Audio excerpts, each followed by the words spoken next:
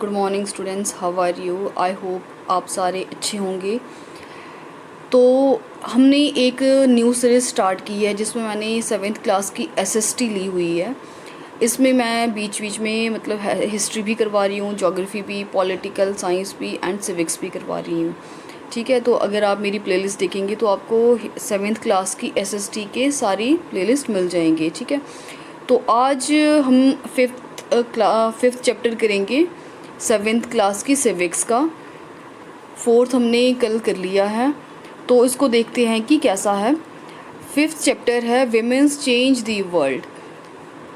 तो इस चैप्टर में हम पढ़ेंगे कि जो विमेन है वो पूरे संसार को कैसे चेंज कर सकती है या कैसे करती है। ठीक है, in the previous chapter we saw how women's work in the home is not recognised at work.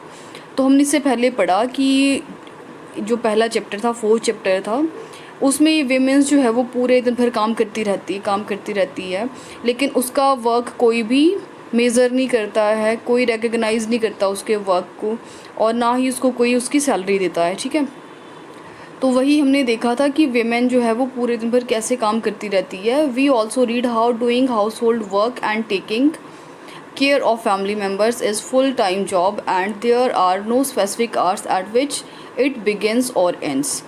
तो हमने पिछले चैप्टर में ये भी देखा था कि जो विमेन है वो पूरा दिन भर अपने काम को करती रहती है, अपनी फैमिली की केयर करती रहती है, और जिसमें किसी टाइम की लिमिट नहीं होती है। वो बिना किसी टाइम लिमिट के अपना पूरा दिन भर काम करती रहती है, अपने बच्चों की, ठीक है, अपने फैमिली की केयर करती रहती है, उनके लिए काम करती रहती है।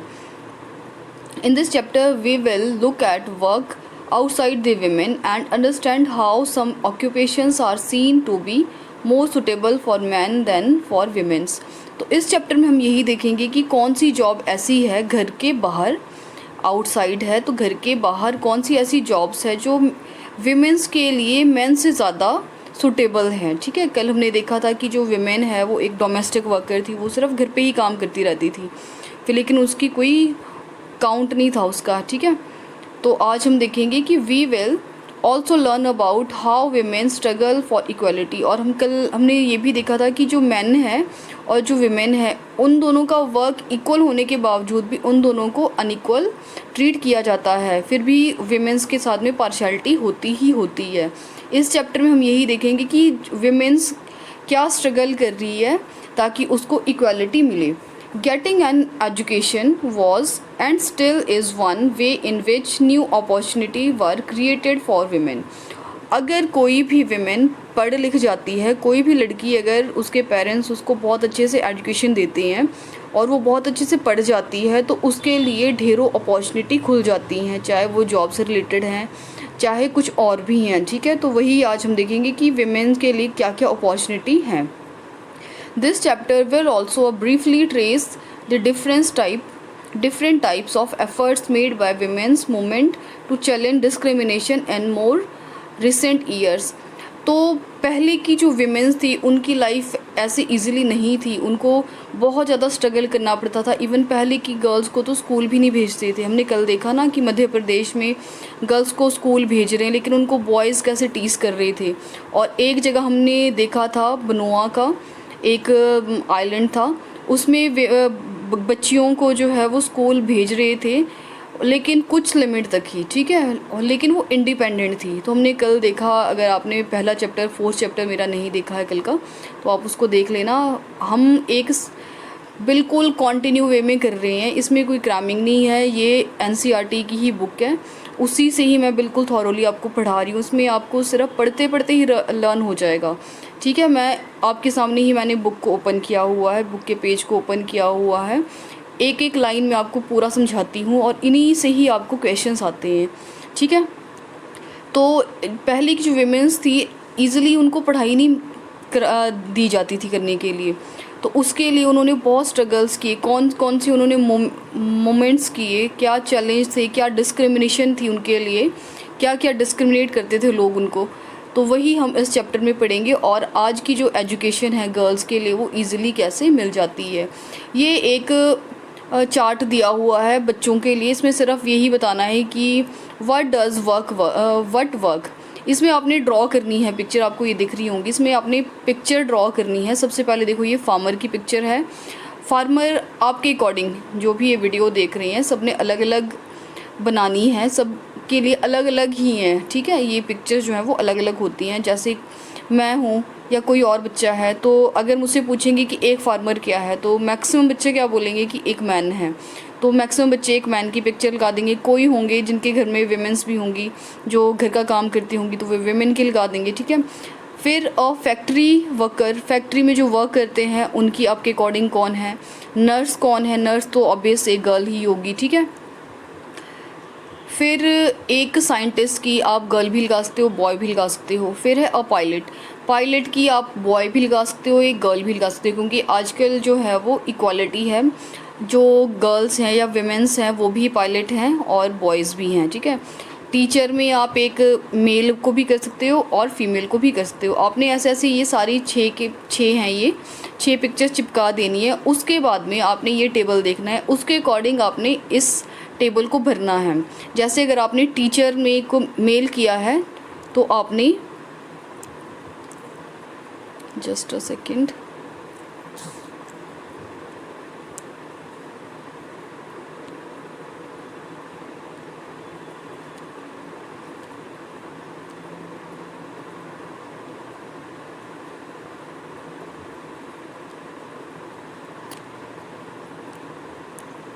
अब जैसे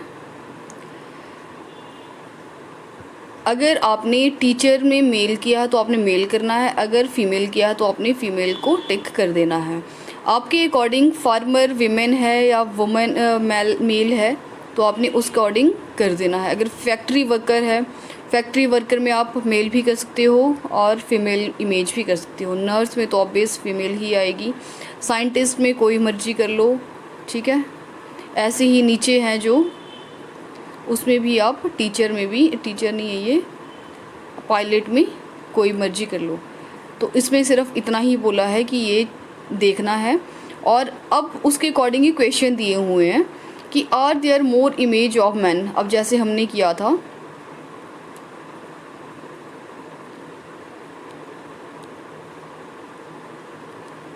ये किया है, ये किया है, सपोज जो भी हमने किए हैं, तो उसमें ये इमेजेस देखनी है, उसके अकॉर्डिंग में आपने इन क्वेश्चंस के आंसर्स दे देने हैं, ठीक है।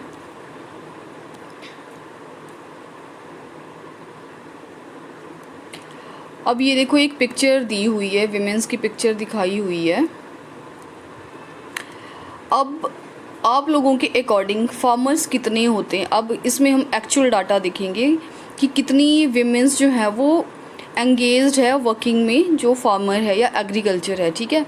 तो उसमें देखो 83.6% of working women's in India are engaged in agriculture work. आप देख पा रहे होंगे इसको।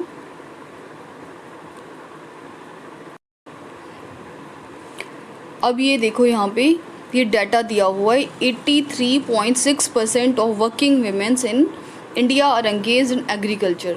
तो 83.6% 100% में से देखो, 100% में से 100% में से 83%, 83 भी नहीं 84 कह लो उसको, 84% जो है वो एग्रीकल्चर में विमेंस ही है। और हम लोग क्या सोचते हैं कि जो मैन है सिर्फ वही एग्रीकल्चर में है। ये हमारी सोच बिल्कुल गलत है। यहाँ देखो डाटा दिखा रहा है। फिर their work includes planting, weeding, harvesting and threshing. जो वीमेंस होती हैं ये, तो ये इनका वर्क क्या होता है जब ये एग्रीकल्चर में जाती हैं या फिर ये खेतों में जाती हैं, फील्ड में जाती हैं, तो इनका वर्क क्या होता है। इनका वर्क है ये प्लांट करती है, प्लांट लगाती हैं, विडिंग करती है, उनकी जो घास उनमें उग जाती हैं वो उसको निकालती है। हार्वेस्ट जब वो जो भी उन्होंने लगाया होता है जब वो पक जाती हैं तो उसको काटने का काम उनका होता है, मैन नहीं करते हैं, ठीक है।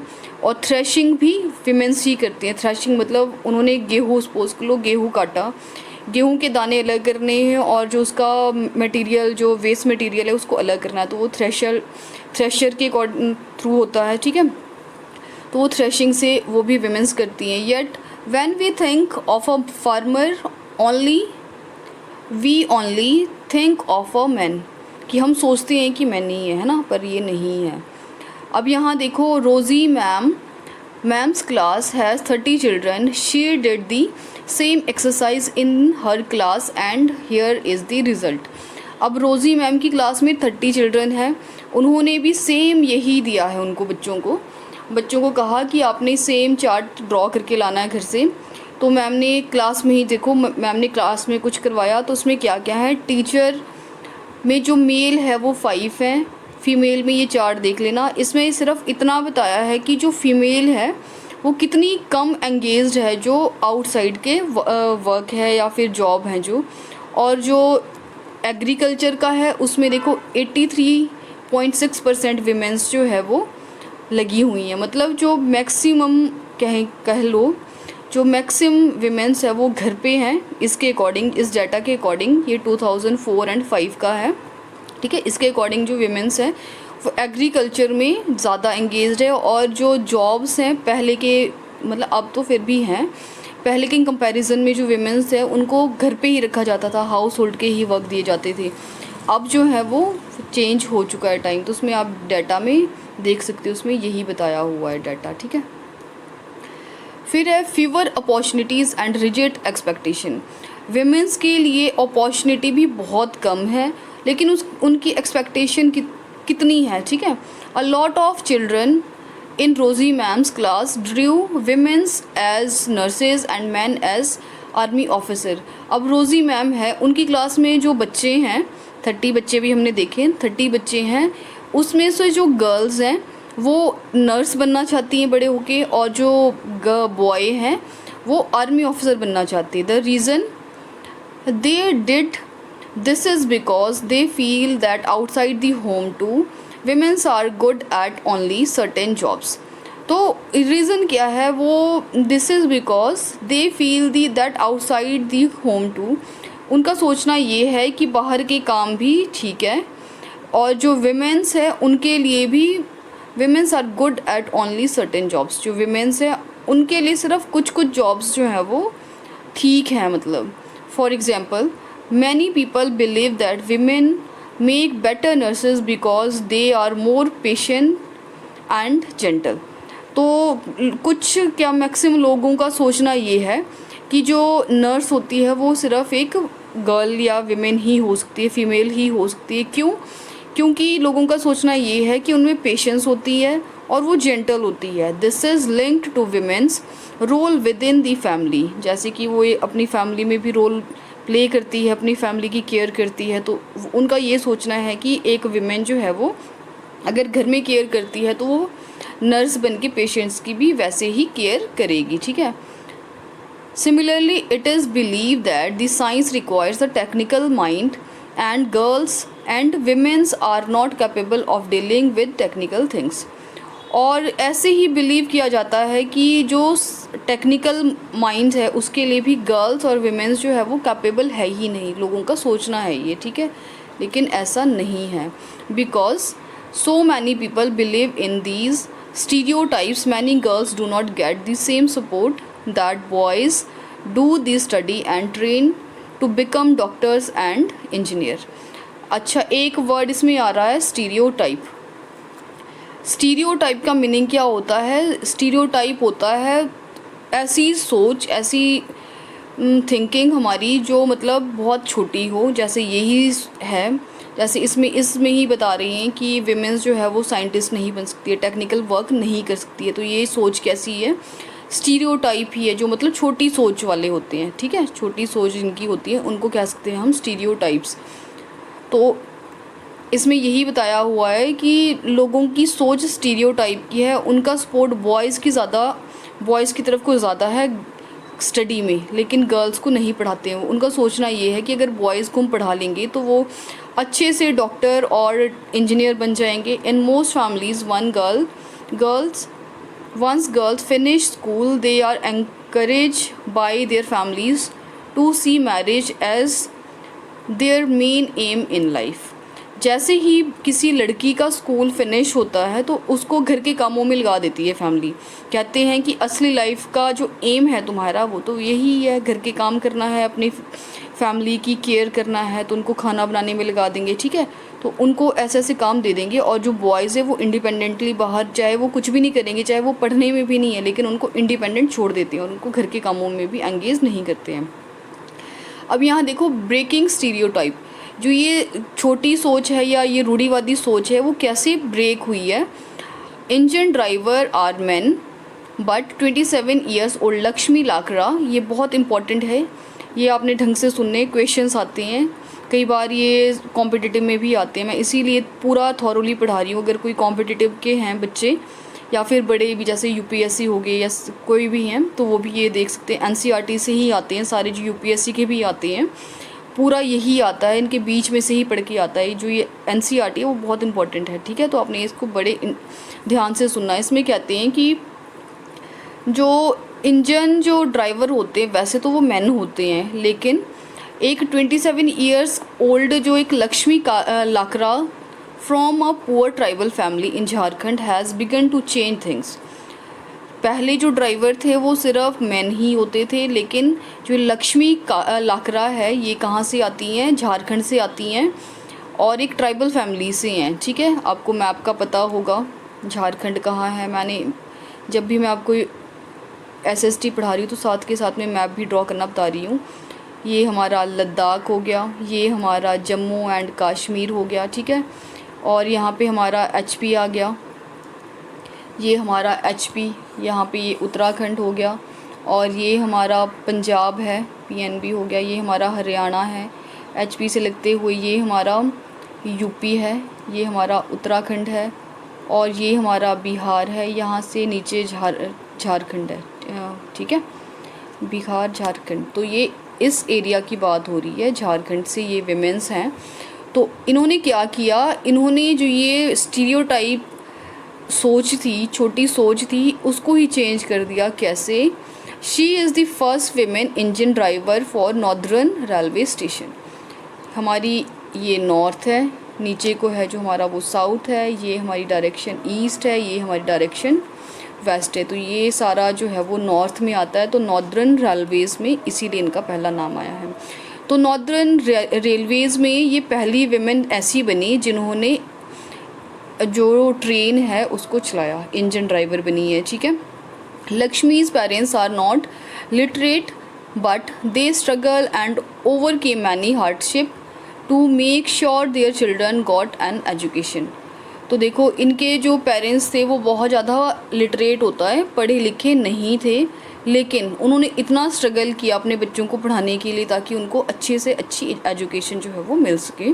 Lakshmi studied in a government school, जो लक्ष्मी लाकड़ा है ये एक गवर्नमेंट स्कूल में पढ़ी। Even in school Lakshmi help with the house work and did odd jobs.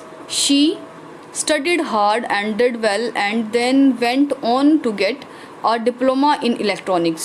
तो ये लक्ष्मी लाकड़ा है, ये बहुत एक पुअर सी फैमिली से आती हैं, पेरेंट्स पढ़े लिखे नहीं थे, ठीक है। और ये जब स्कूल से आती थी तो अपनी मम्मी पापा का हाथ, मतलब उसमें भी हाथ बटाती थी, कामों में भी हाथ बटाती थी, बाकी जॉब्स भी करती थी सारे, ठीक है। तो ये पढ़ने में अच्छी थी, तो ये बहुत अच्छे से पढ़ती रही, अपने कामों को करती रही, और उन्होंने फिर बाद में जब उनकी 12th हुई तो उन्होंने इलेक्ट्रॉनिक्स में डिप्लोमा मतलब मिला, उन्होंने डिप्लोमा करने चली गई वो 12th के बाद में। She then took the railway board exam and passed in on her first attempt. और जैसे इनकी इलेक्ट्रॉनिक्स की बीटेक इन्होंने करी, उसके बाद इन्होंने रेलवे बोर्ड के एग्ज़ाम दिए, ठीक है, और उसमें वो फर्स्ट अटैम्प्ट में ही पास कर गई। Lakshmi says, I love challenges and the moment somebody says it is not for girls। Lakshmi कहती हैं कि मुझे चैलेंजेस बहुत पसंद है और गर्ल्स के लिए it is not for girls, और ये गर्ल्स के लिए ही नहीं है, ठीक है। कोई भी गर्ल्स हैं या वीक बच्चे सोचते हैं कि यार हम नहीं कर पा रहे और हम नहीं कर पाएंगे, ऐसी सोच नहीं, ऐसी स्टीरियोटाइप सोच नहीं रखनी है। सोचना है मैंने अभी नहीं किया, अगर मैं करूँगा तो हो जाएगा। बच्चों को क्या होता है, बच्चों को उनको पता ही नहीं चलता कि हम कैसे पढ़े, वो क्वेश्चन आंसर रटते रहते हैं। ऐसे नहीं होगा, ठीक है। आपको क्या है, थॉरोली पूरा पढ़ना पड़ेगा। जैसे मैं पढ़ा रही हूँ ढंग से सुनो और उसको रिमाइंड करो कि अच्छा मैम ने ऐसे पढ़ाया है। तो अगर आप ऐसे करके पढ़ोगे तो आपको रटने की ज़रूरत भी नहीं पड़ेगी और आप अच्छे से कर भी जाओगे। बच्चों को क्या है, बच्चों को पता ही नहीं है वो कितना का क्वेश्चन आंसर रटेंगे। तो ऐसा नहीं करना है, बच्चों को अच्छे से पहले समझाना है। बच्चे जैसे समझ रहे हैं, अभी मैं पढ़ा रही हूँ, अच्छे से समझना है, फिर ही आप लिख सकोगे। अगर कोई नहीं कर पा रहा है तो ऐसे नहीं सोचना है कि हम कर ही नहीं पाएंगे। मोटिवेटेड होना है, क्यों नहीं कर पाएंगे यार, हम करेंगे, अच्छे से करेंगे, ठीक है। आप जुड़े रहना, आपको मैं बहुत अच्छे से पढ़ाऊँगी, आपको रटने की ज़रूरत नहीं पड़ेगी। अभी तक आपको देखो हर चीज़ समझ आई है। स्टीरियोटाइप, इसमें कुछ कुछ वर्ड्स क्या क्या आए हैं, स्टीरियोटाइप्स क्या हैं, ठीक है। और इससे पहले जो वीडियोज़ है उसमें भी कितने कितने इंपॉर्टेंट वर्ड्स आए हैं। आपको इसमें रटने की ज़रूरत नहीं है, मैं आपको पॉइंट टू पॉइंट समझा रही हूँ कि क्या चीज़ें होती हैं। तो इसमें भी ये लक्ष्मी है जो एक इंजन ड्राइवर बन गई हैं। उसके बाद Lakshmi, I make sure I go ahead and do it. Lakshmi has had to do this several times in her life when she wanted to take electronics, when she rode motorcycles at the polytechnic, and when she decided to become an engine driver. तो उन्होंने जब electronics ली तो उन्होंने सोचा कि नहीं मैं सब कुछ करूँगी, और उन्होंने बहुत लाइफ में अपने रिस्क लिए और उसमें वो सक्सेस भी हुई हैं, ठीक है। Her philosophy is simple. As long as I'm having fun without harming anyone, as long as I'm doing well and helping my parents, why should I not lead a lifestyle of my choice? तो इनका कहना ये है कि मैं ना तो किसी को हार्म कर रही हूँ, मैं अपने पेरेंट्स का भी हेल्प कर रही हूँ उनके कामों में या उनके किसी भी वर्क में, ठीक है। तो मैं अपनी ज़िंदगी है तो अपने अकॉर्डिंग क्यों ना चूज़ करूं। अपनी लाइफ जो है मैं अपने अकॉर्डिंग जीऊँगी ना, मेरी मर्ज़ी है कि मैं क्या चूज़ करूं, ठीक है। तो ये इम्पॉर्टेंट था एक। It is important to understand that we live in a society in which all children face pressures from the world around us. अब जैसे आजकल के बच्चों को प्रेशर है, इंग्लिश मीडियम है, अब तो गवर्नमेंट स्कूल्स में भी इंग्लिश मीडियम हो गया, तो बच्चों को ये प्रेशर रहता है कि हम कैसे करेंगे, हमें तो इंग्लिश ही समझ नहीं आती है, ठीक है। तो ऐसे ही सोसाइटी में प्रेशर, हम जो जिस सोसाइटी में रहते हैं उसमें ऐसे ही प्रेशर बना हुआ, किसी को किसी चीज़ का प्रेशर है। मतलब कोई भी इंसान जो धरती पे है वो बिना प्रेशर के है नहीं, वो उसको किसी न किसी चीज़ की टेंशन है ही है, ठीक है। तो ऐसे ही हम जहाँ पे रहते हैं हमारी सोसाइटी में कुछ ना कुछ प्रेशर होता ही है। Sometimes these come in form of demands from adults. At other times they can just be because of unfair teasing by our own friends. Boys are pressurized to think about getting a job that will pay a good salary. तो ऐसे ही मैंने बताया कि सबको कोई ना कोई pressure रहता है, जो किन्हीं को ऐसे रहता है कि अगर हम पढ़ेंगे नहीं या हमारे फ्रेंड्स हमें टीज़ करेंगे, किसी भी कारण से हो सकता है वो, है ना। और जब बॉयज़ बड़े होने लगते हैं तो उनको ये टेंशन होती है कि मुझे एक जॉब चाहिए ही चाहिए, और जॉब भी ऐसी हो कि जिसमें गुड सैलरी हो, उनको इस चीज़ की टेंशन है। They are also teased and bullied if they do not behave like other boys. उनको इस चीज़ की भी टेंशन है कि उनको कोई टीज़ करेगा, क्यों कि वो और बॉयज़ की तरह ट्रीट नहीं हो पा रहे या उनकी तरह बिहेव नहीं कर पा रही हैं। You may remember that if your class 6 book you read about how boys at an early age are encouraged not to cry in front of others. तो आपको भी पता है और आपने 6 की बुक में भी पढ़ा होगा कि जो बॉयज़ हैं वो किसी के सामने इतने इजीली रोते नहीं हैं, और जो गर्ल्स हैं वो उनके थोड़े कुछ भी हो जाते हैं तो उनके आंसू बह जाते हैं, ठीक है। तो ये ज़ेवियर, ये एक बताया हुआ किसी बच्चे की स्टोरी बताई हुई है, ये भी देख लेते हैं। इसमें बहुत इंपॉर्टेंट चीज़ें छुपी होती है, इसको भी कभी भी स्किप नहीं करना है। मैं तो बच्चों को ये पढ़ाती हूँ और आपने भी सुनना है कि इसमें क्या चीज़ें हैं। Xavier was happy with the result of his class 10th board exam. Though his marks in science and maths were not high, he had done well in his favorite subject history and languages. तो Xavier एक बच्चा है, 10th class का बच्चा है, वो बहुत ज़्यादा खुश है, उसका रिज़ल्ट आया है 10th क्लास का। तो उसके परसेंटेज इतने हाई तो नहीं है, लेकिन जो सब्जेक्ट उसको पसंद है, जैसे हिस्ट्री एंड लैंग्वेजेस हैं, तो उसमें उसके बहुत अच्छे से मार्क्स आए, लेकिन साइंस एंड मैथ्स मैक्सिमम बच्चों को वीक लगता है, तो उसको भी ऐसे लगता होगा शायद उसके मार्क्स उसमें कम आए हैं, उसका फेवरेट सब्जेक्ट वो है ही नहीं। तो आपकी नॉलेज के लिए मैं बता दूं, मैं मैथ्स भी पढ़ा रही हूँ इसी चैनल पे ही। मेरा मैथ्स भी चल रही है, एक सीरीज़ मैथ्स की भी 8th क्लास की चल रही है, 7th की भी मैंने अभी शुरू करनी है। ऑल सब्जेक्ट के मैंने करे ही हैं, मैक्सिमम क्लासेस के मैंने करने ही हैं। अभी मैंने न्यू स्टार्ट किया है, तो मैं अभी धीरे धीरे ग्रो कर रही हूँ, इसमें करूँगी मैं और वीडियोस बनाऊँगी, तो मैथ्स की भी हैं, ठीक है। तो history and languages, when his parents saw his report card, however they did not look pleased at all। तो उसके पेरेंट्स ने उसका रिपोर्ट कार्ड देखा, they did not look pleased at all, तो उन्होंने नहीं को किया कुछ भी। My goodness Xavier, you have managed only 65% in maths, your marks in physics are low too. तो उसके जो पेरेंट्स हैं वो कहते हैं कि तुमने मैथ्स में सिर्फ 65% ही स्कोर किया है और फिज़िक्स में तो तुम्हारा इससे भी कम स्कोर है। I know mama but it's okay,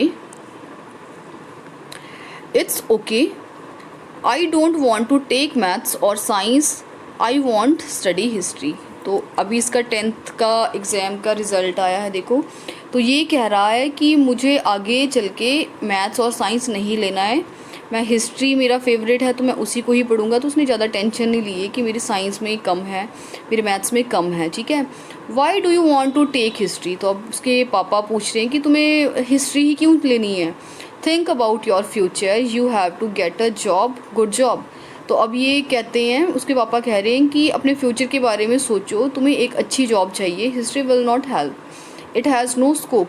तो मैक्सिमम सोचते हैं ऐसे कि अगर बच्चे ने आर्ट्स ले लिया, हिस्ट्री ले ली, तो वो उसमें कोई स्कोप नहीं है। लेकिन मैं आपकी नॉलेज के लिए बताऊं, अगर आप आर्ट्स पढ़ते हो 10th के बाद +1 2 में जाके, उसमें बहुत सारे स्कोप होते हैं, जैसे यूपीएससी आर्ट्स में ही है, आर्ट्स से ही निकलता है, सारे मैक्सिमम क्वेश्चन उसी से ही आते हैं।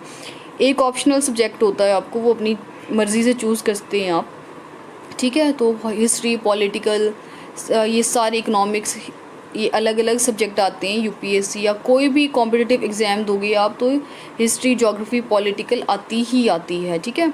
But I don't like maths or science. अब बच्चा कह रहा है कि मुझे तो साइंस और मैथ्स पसंद ही नहीं है। Be sensible son, take maths and you can study computer side by side, the job market for computers is very good. अब इसके पापा कह रहे हैं कि सेंसिबल बनो बेटा, मैथ्स लो और उसके साथ साथ में कंप्यूटर की स्टडी भी कर लो, तो तुम्हें कंप्यूटर में ही एक अच्छे से जॉब मिल जाएगी। ये हर पेरेंट्स का ही होता है।